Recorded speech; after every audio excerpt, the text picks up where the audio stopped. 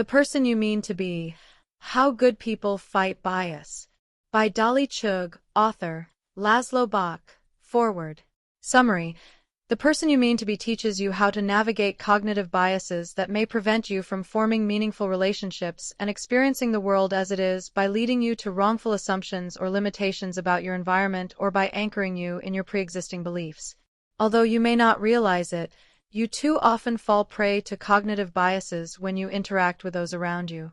Don't worry, it doesn't sound as bad as it is, and you're not the only one. A cognitive bias is a mental shortcut that our brains use in order to make decisions quickly. Our brains are able to take in our surroundings and quickly come up with answers to navigate situations.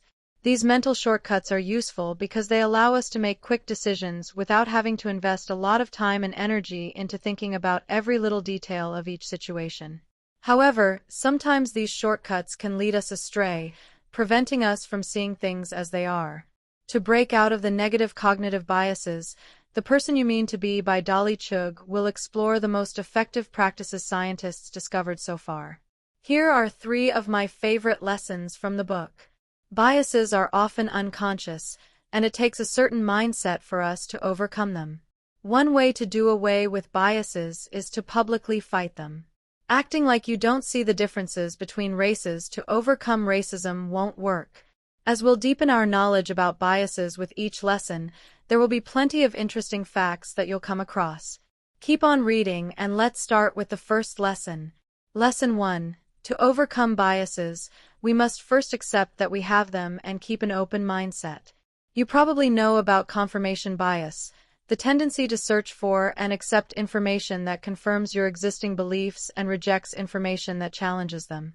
But did you know that there are a whole host of other cognitive biases that we all fall for? In fact, Harvard conducted a study about this phenomenon and even created an online test, the IAT test, to demonstrate how we all have unconscious biases that affect how we think. Even for the most progressive people, this test was a revelation. On average, it seems that the majority of respondents associate Black people with dangerous weapons, women with childcare, and men with careers and work. It may sound bitter, but it's all there. So, how do we get rid of these biases? One way is to keep an open mindset or a growth mindset.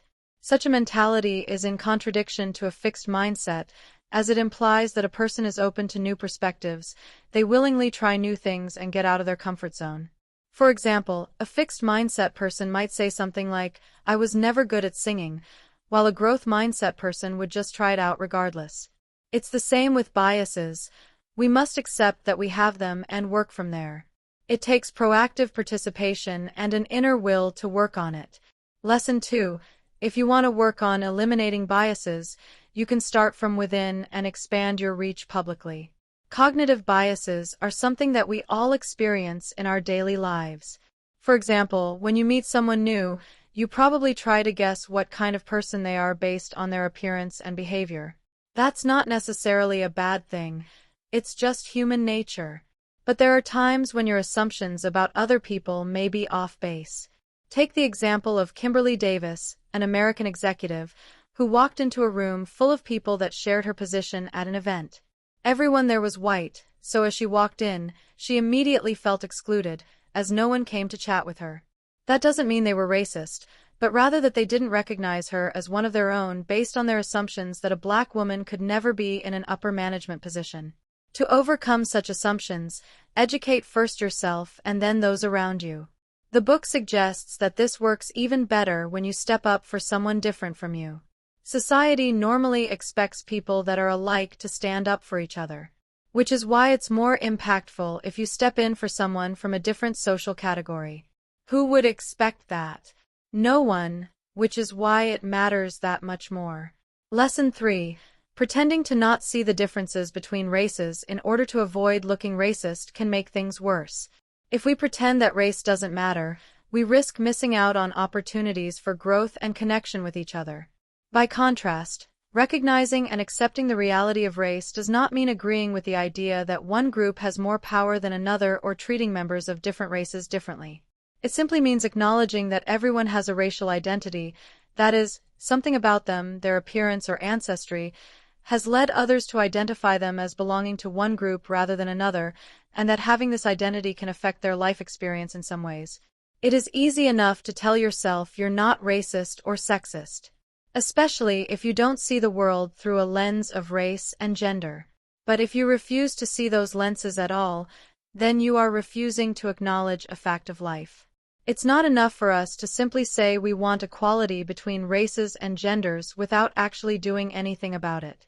We need to acknowledge that there are systemic issues within our society that make certain groups more vulnerable than others. Only then can we begin working towards solutions that will benefit everyone involved and ideally prevent further harm from occurring.